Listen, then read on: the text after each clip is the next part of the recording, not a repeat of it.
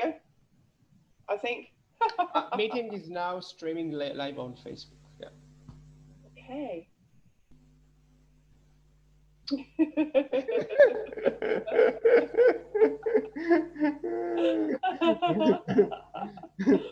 Okay.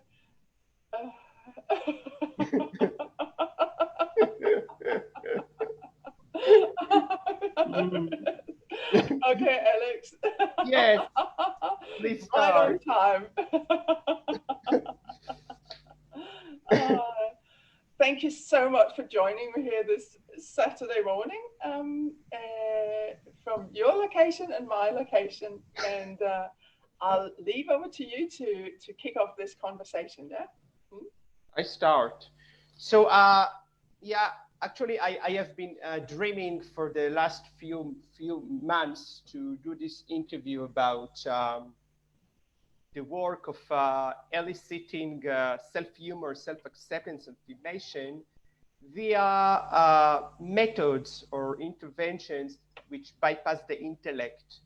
And they are all in the spirit of gibberish and nonsense, which many of you probably already know. But there is a big misunderstanding in what is gibberish, what is good for, and what you're going to do with that, and what is self-acceptance. So I would like a little bit to clarify and also to share with you about my personal work and examples that I had with people I have been working with them, focusing on that particular field of eliciting self-acceptance, which is about being therapeutic. I mean, it's not a therapy because therapy deals with the past. We don't want that, but it's about meeting something in the present and continue to the future.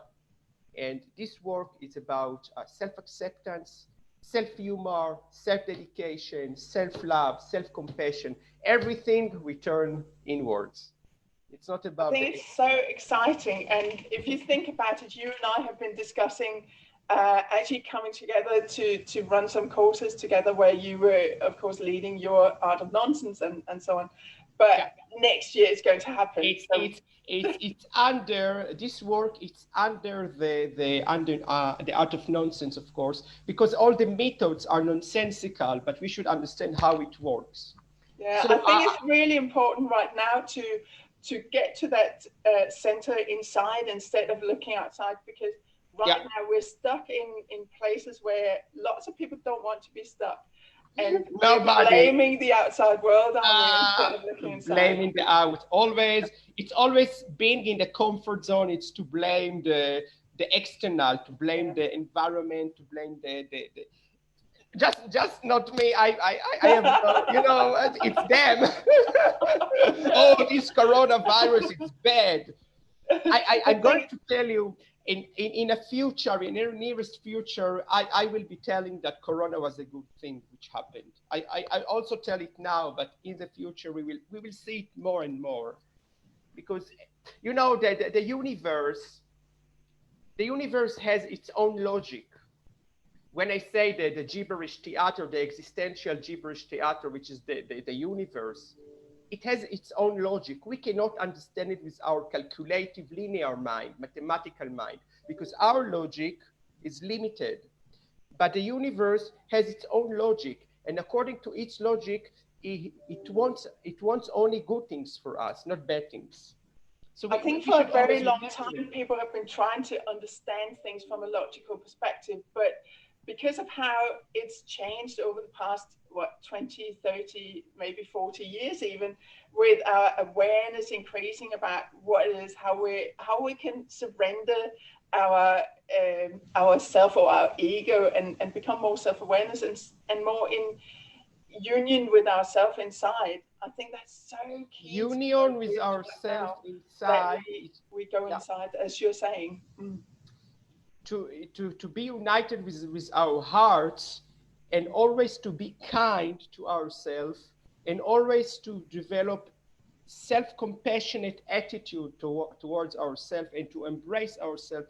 That's the first step to self-acceptance.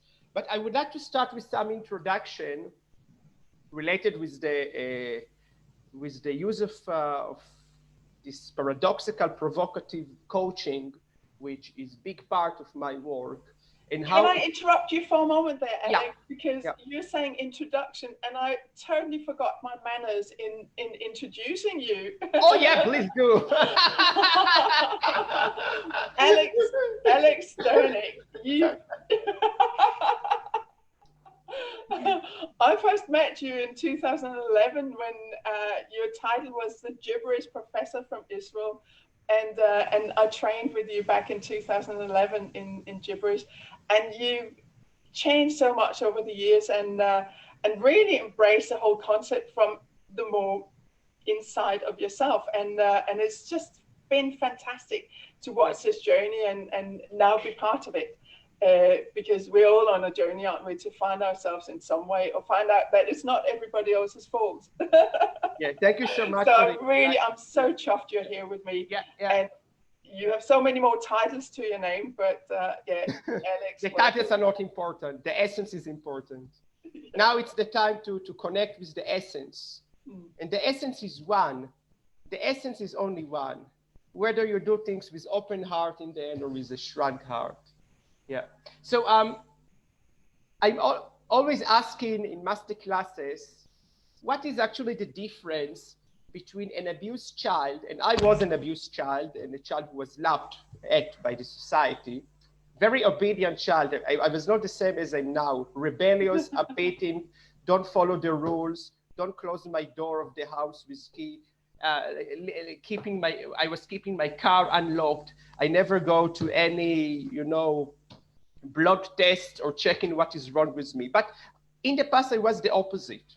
So what is the difference between an abused child, who is loved by the peers in the school or by his parents, and Dr. Michael Tietze, a great friend of mine from Germany, his main work is about gelatophobia, children that were being laughed at by the society.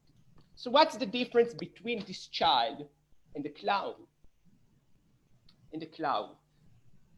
Actually, they look the same. It's the same. The child who is loved by the society and the clown are the same, but there is a small difference. The child is an involuntary clown. He doesn't want to be a clown. He wants to be perfect. He wants to fit to the norms and the rules. But the clown wants to be imperfect at will, voluntarily, so nobody else can laugh at him. Yeah. So he will do the same mistakes. He will act as he will be very clumsy. He will do things, just imperfect, but he will do it voluntarily at will. So he's not the victim of the circumstances, but the captain. If you go back to Viktor Frankl, who said that in any given set of circumstances, you can decide, are you a victim of the circumstances or you're a captain of the ship, of the boat? Yes, Frankl was talking about purpose for living and meaning, but I just think, Alex, we put a lot of labels on people, and I do know that a lot of what we experience go back to way back. But to get to terms with who we are and get to that self-acceptance, you were saying we don't need to go into all the therapies that take us into our past, because there are so many methods where we can learn to let go, even without having to re-experience what we went through. And, I had a really good childhood and loving kindness and school and so on. I loved going to school and all that. But, we all suddenly... Actually, through the practice of laughter and gibberish, I've realized a few things about my responses in this world to how I respond to other people, and some of the things that happened when I was a child that I didn't think about haven't had an impact on me. But it's some of the things, the decisions we make as children, we bring them into our adult lives, and we have no idea how they're actually running us until we start practicing something like gibberish or laughter or whatever type of intervention it is that we're using, where we can disconnect from and recreate some new patterns, because that really is what it's about, isn't it? Yes, And yes, and actually our early childhood is the time where it's most easy to tap into the subconscious mind and rip and program it. And this is what the schools and the establishment and the medical community and our parents have been programming it. And then we think we cannot change anything. It's the one absolute truth. So, and this happens in the childhood. But the most interesting thing is that if those softwares that were set in our brain doesn't serve us, doesn't help us anymore, we still have the freedom of choice to contradict them, to unload them from the subconscious mind, and to unload a yielding, beneficial, benevolent belief system. And then we are not in this childish mind in a way, the obedient child or the things that the child needs to protect himself. We have the more individual and free thinking. I wouldn't call it of the adult, but of someone who is not a victim. Let's come closer to it. So I was talking about the difference between a child and a clown. And if we look on a clown cannot be logical. A child is logical, he wants to fit in, but the clown is not logical.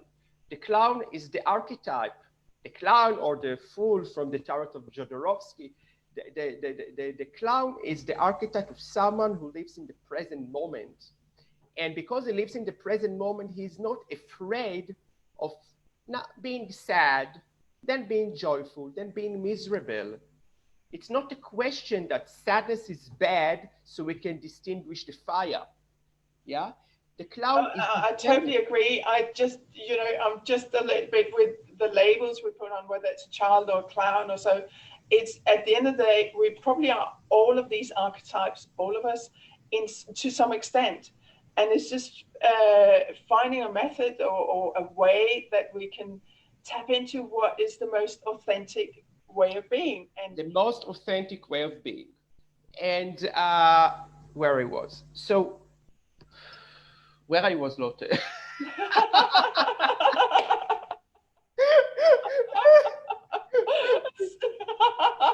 Forgive me, Alex. I promised you I wouldn't interrupt you.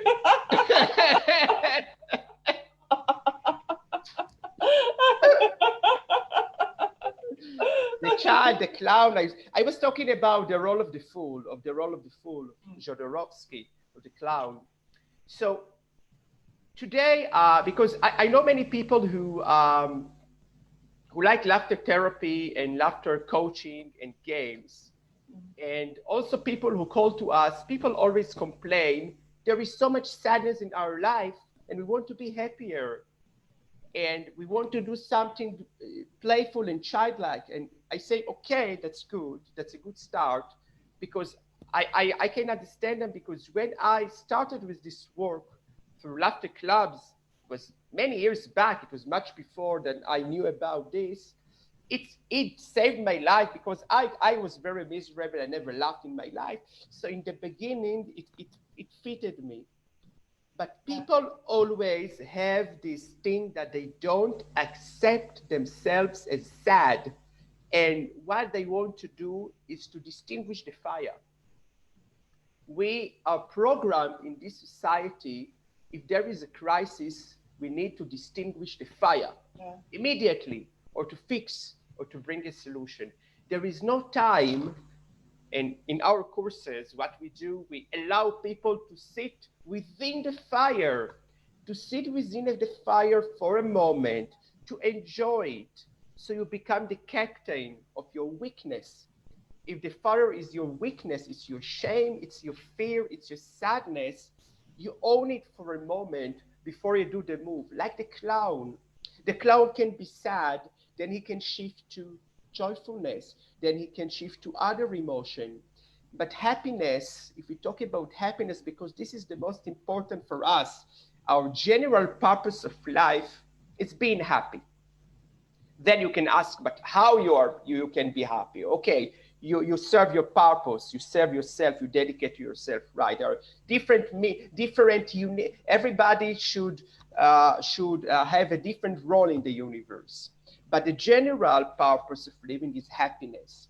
And the dynamic movement, Dr. Goodhart was talking about motions and emotions. The dynamic movements through the emotions is the happiness. And when people say, no, the sadness, the depression is a bad thing. Yeah, this is what people say. They don't see a depression a good thing. And I say that's not true, because the depression is the reminder for you that you want to live here, okay? You really want to live. One of the things that Annette Goodhart was talking about was the going through, like you say, it's not necessarily to be clinically depressed or anything, but it's working through the emotions, like you say, and feeling it and being in the presence of it. This is the self acceptance that we're talking about. But the thing is, because you know, the often people see it as laughter and tears as the opposite, where it's not. It's just that flow in life where sometimes you've got to cry before you can laugh, and laugh before you can cry. And that's really, really important. I tell you what, Alex, for a long, long time, when I started doing this work, I felt that I had to be seen to be laughing all the time. And suddenly, you know, when I started running my business full time, I felt there was some imbalance. And I started embracing this whole thing about sobbing. So I started crying. And it's one of the things when people come, for example, to laughter yoga training, it's all about the laughter. And when I teach with Mel Block, for example, we're all about embracing everything that comes in. And it really is one of the key things that we can embrace the tears just as much as laughter, because otherwise we become imbalanced and incomplete human beings. And we forget that all of what we experience, it is just a human experience. And on the other side of tears and laughter, we have that concept of happiness and feeling whole and complete. So that's true. As we become authentic with our emotions and the present, then the emotions, their role is of impermanence. They don't stay longer. But when we try to extinguish the emotions, when we try to cover up, when we try to hide, like people take antidepressants, so of course the depression will last forever. But people say, no, take an antidepressant because you will feel more vital, but you will feel more vital for a shorter time, but you don't come to the source, to the roots, what caused it. And of course, in depression is a lot of the opposite of self-acceptance. We're talking about self-rejection. Self-rejection is the opposite of self-acceptance and self-hate. So, all the idea to in working with HumorDrama and with the provocative coaching, paradoxical coaching, is quite the same, by the way, and self-clowning, quite the same. Different words, the same thing. It's actually how to help one or to guide him through the interventions based on theater, on acting, how to guide him into befriending at will and meeting himself within the fire while playing it, acting it out on stage with an exaggerating and maximizing effect.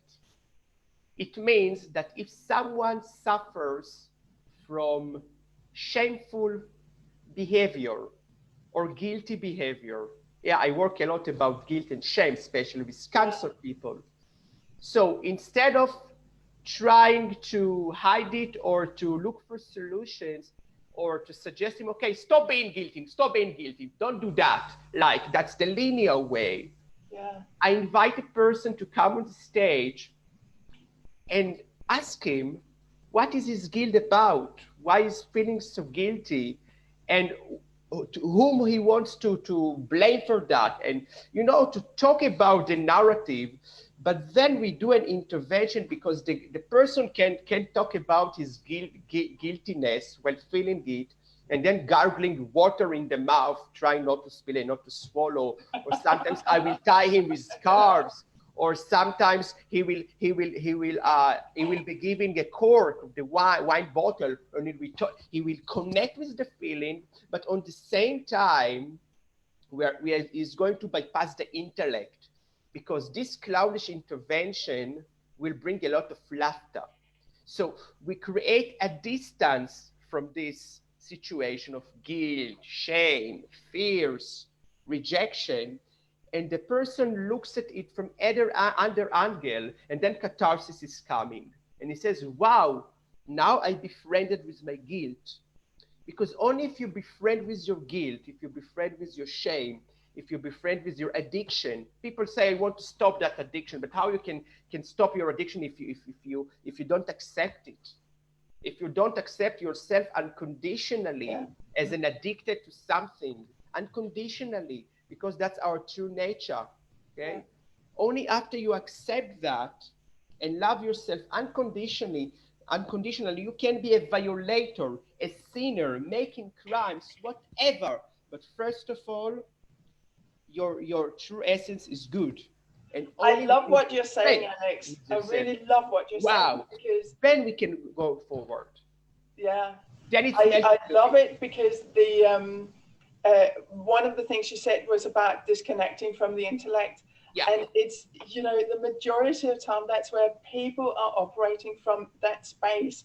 And if you're looking for solutions in there that haven't worked in the past, chances are they're not going to work now either. So it is about playing with, like Annette Goodhart was talking about, playing with the pain. It's what we do in playing with pain in these interventions and so on. And I love it, because it's so taking us back to who we are, instead of someone who was dictated to be a certain way when we were young. Like, lots of people hear that phrase, don't draw attention to yourself, and so on. So we put a lid on our self-expression, and it's about letting it out again without having that shame or fear or guilt, like you're talking about, in terms of saying what's so. And we can say things nicely without offending anybody, but as long as we're speaking our truth and our authenticity comes through, and that comes when we have that full self-acceptance, and the we look after ourselves as well. You talk about the most important, and it's the most important. And we cannot. Now, I think we have a real chance, we have an opportunity to go deeper. Yeah. We cannot love the other person. We cannot take care of the other person. We cannot serve the society. People try to go on demonstration to change the world, but inside them there is a big war. How you can do something. And I believe that only if you have the inner peace, you can prevent the external war. I am so with you. Playing with pain, back to Annette Goodhart and to Charlie Chaplin, who say that to truly love, someone should take his pain and play with it. Whether it's a pain, whether it's a misery, whether it's a shame. Again, Annette Goodhart said, you want to be miserable? Be miserable, but try to enjoy it, own it, do it at will. True. Now let's see how it works. We know the homeopathy medicine, and homeopathy medicine works in a contradicting way to allopathy. Yes, allopathy. What is the concept of allopathic medicine? You give an antidote to the illness. Okay, you have the bacteria, you give the antibiotics. In homeopathy, like in paradoxical decisions, like in nonsense, if your logic doesn't work out, contradict, you do something else. Yeah. In homeopathic medicine, they are going to give you the same poison which caused the illness or the disease. The same poison, but in a diluted way, a little bit. Okay. In HumorDrama, in provocative therapy, in what we do, we give the same poison like in homeopathy, but in a big quantity. More than it really is. So it's more than it really is. Now how it works. It all dates back to what Viktor Frankl used in his methods of logodrama paradoxical interventions. And Viktor Frankl was using it very cognitively, not through theater, not through acting. here we do clownish acting. But for example, if I remember, so if a person came to Frankl and told him, you know, I have a big fear of talking for a public, speaking before a public. My fear is that when I will start to give my lecture, people will see that there is a water coming here. I'm perspiring. There is a perspiration. I'm very shameful that people will see me perspiring. And that's why it prevents me of going and speaking for public. And Frankl told him, okay, tomorrow when you need to give your speech next, before you come, you're going to imagine that today you're going to perspire 10 liters of water. You come with this insight of this, you want to let it happen. You come with the thought that today I'm going to show to everyone how much I'm wet from this perspiration. And when you do it at will, this fear is melting away. You don't have the same fear, the same anxiety, because you meet yourself with this problem, you befriend with it, and you say, I'm also going to show them that I have a problem, so nobody can laugh at me. That's logotherapy cognitively, of course.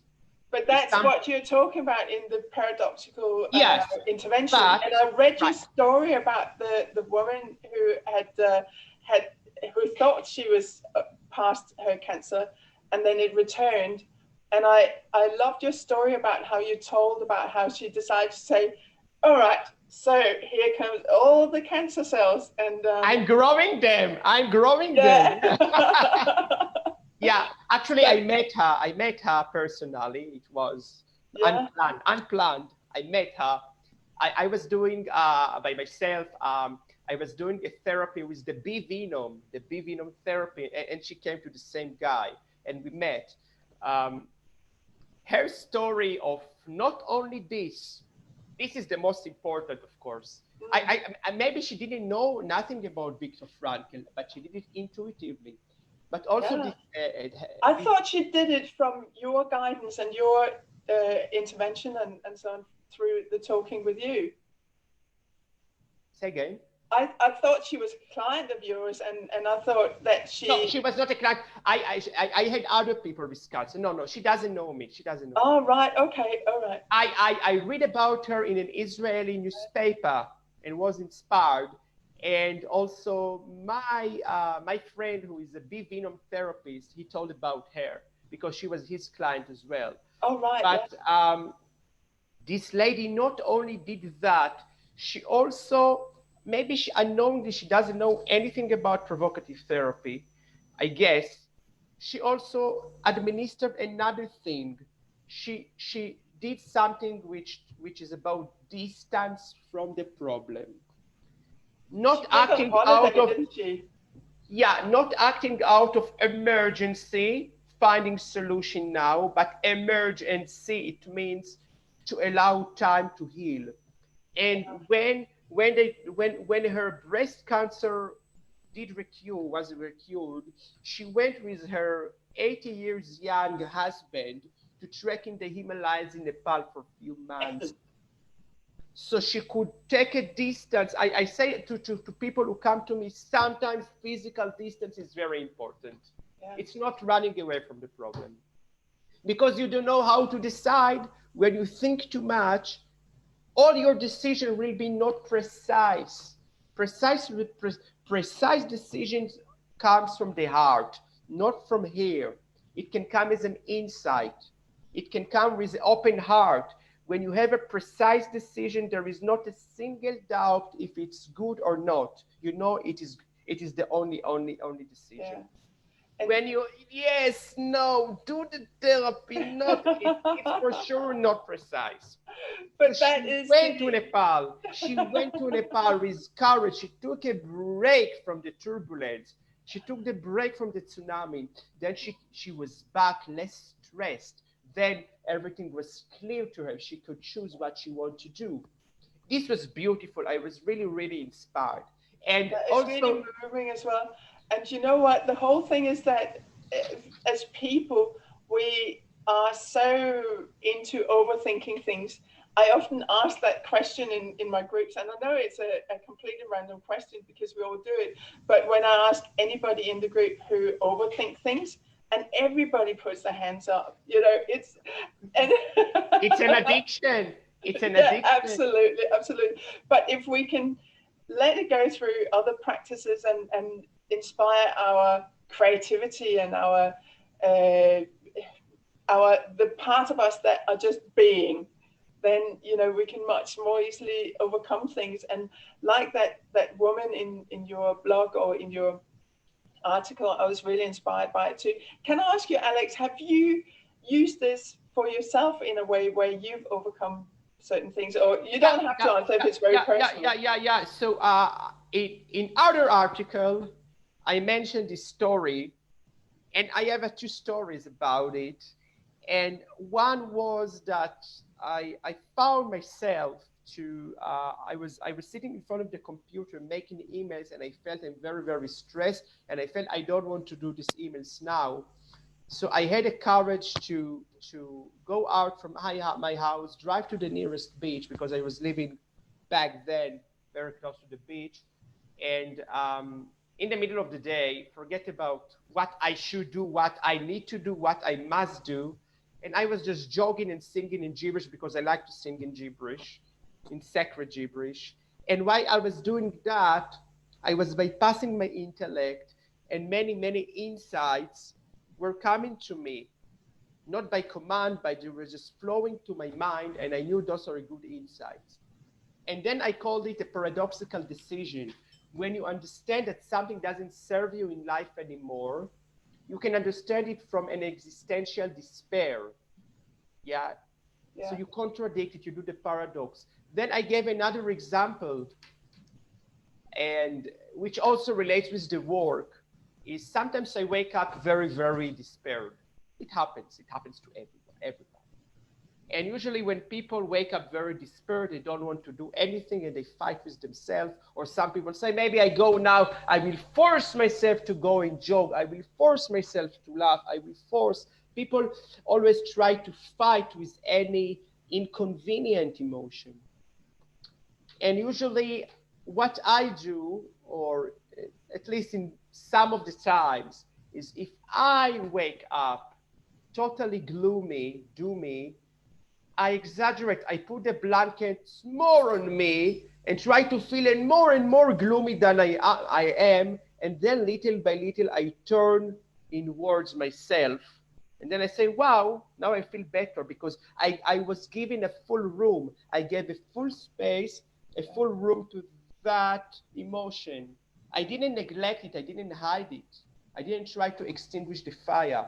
Now I will wake up and I will do some act of self-dedication or devotion. It can be just cooking a hot chocolate. But that now is so I can powerful. You know, that is so powerful. And that's a paradox.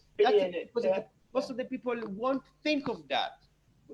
No, because we try to avoid those emotions and feelings. We try to avoid. And that's why it's so powerful to really have that moment of full indulgence in it. Yeah. Because that is literally what we do, isn't it? But people try to avoid it because it's wrong, because they grow up thinking it's wrong, because that's their parents or their teachers. The parents, the teachers, the society. This is depression is bad. You cannot be depressed because you should product, you should work. You should be effective. So there is you should be grateful. It's another one. You should be grateful. Grateful, yeah. Not average. You have to be the best. Well, Keith Johnston always talk about don't do your best, just be average. Why you try to be original when you do improv? Be average, then you lose the stress. You try to be perfect, you have a lot of stress. How you can improvise? That's actually true. I really appreciate Keith Johnston's work, because he tells, just be average, be yourself, be authentic. The same authentic with the emotion. Like a clown, today you're sad, that's fine. Give it a full room. You know, people ask me, so what is this giving a full room in therapy? So just an example. So for example, now I work with one person, consulted person, and he has a cancer. It's a beautiful work because we do on Zoom. Usually I was not agreeing to mentor for Zoom because we have this screening effect, this blocking, but cancer, it's too important. That's, I don't know why I came to cancer, no idea, but, and we were working 2 weeks ago about, he told me that while he was facing his oncologist in the hospital, he felt very inferior compared to him because the oncologist, he learned in the university, he's the expert, and he felt so small, he couldn't object, he couldn't talk with him. The oncologist was always, how to say, he was like doing this. He was telling him something, he was just, it's not important. He was telling him, you can eat everything you want. Nutrition is not important. So he felt very inferior. And I asked him, I guess there are many, many things you would like to tell to this oncologist directly. But when you oppose him, you are with him in the room, his energy like controls you. And you feel yourself very, very small and very small. And you don't have the courage. And I told him, because we were already doing the work long time, I told him, okay, usually I do the exercise in classes, we take another person. We need another person from the group. So I told him, okay, stand up, put your chair, look at the chair. Imagine that in this chair, the oncologist is sitting in front of you now. And I told him, connect with the feeling of what you feel towards him, because he doesn't listen to you. He doesn't listen to you at all. He doesn't respect you as someone who wants to go more in healing, more in natural healing. And I told him, yeah, connect with the feeling, look at him, and when you're ready, tell him in gibberish, with the emotion connected, what you are really thinking of him, what you are really thinking of that person. Tell him directly in his eyes. And so he connected, and then he started to speak in gibberish with the emotion. The emotion was not neutral. And I asked him, and how you feel now? He said, wow, great release. He said, now finally I managed to tell him exactly what I think of him. So he was giving a full room to express his true feelings. And this is basically the work that we want to express. We want to help people to express everything, but together with it, to separate the emotions, which are all good and authentic, to express them, to separate the emotions from the turbulent mind. That's why we use the gibberish. And you know what? The whole thing about gibberish, the whole thing about expressing the gibberish, I mean, I'm interrupting you again, Alex, because I'm really conscious also of time, But I think this is so exciting, because one of the things about gibberish is it's expressing those emotions that we keep bottling up. Because if you think about your client there, bottling it up, not saying to the oncologist what was there and so on, and you lay it on top and top and top and top, and at some point it would probably have exploded out in the wrong context, or in the context that wasn't necessarily related to it, because that's what happens. And do you know what? When I came to your training in 2011, I did it because I hated gibberish. I didn't hate it, but I just couldn't get it. And this is one of the things I tell as well people, that I didn't get it. And it's error number one when you try to get gibberish, because it's just an expression, and it's a release in so many ways. And I absolutely loved it. And I went on from there to just be a really, really keen promoter of gibberish when I did your training. So you have been doing it a very long time. You have been doing it very long. Other thing, what I'd really like to leave people with, that I really liked you saying, is that thing about we pretend to be average, even if we are so much more, because we as people are always striving for perfection, for bigger, better, extraordinary. And it would be fun to play with just being average. Being average at will and enjoy it. So if you can, we got 5 minutes left here. Oh, no. So I just want to say something like, the emotions are all very, very good, whatever they may be. The problem is not the emotion, it's not the sadness, but it's the thinking, our narrative, our stories which are related to the emotions. The stories are always not true. It's our monkey mind. It's our monkey mind.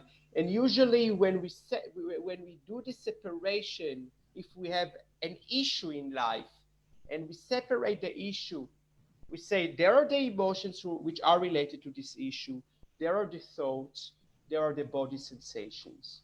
The body sensations are true, the emotions are true, but the story is not true. And the gibberish in this case comes to disrupt the story. The story, we understand that all this story we have been telling to ourselves for ages, why we are like this, why we have this shape, why we cannot find a partner, why we are so it's all not true. It's our brain. The story is never true.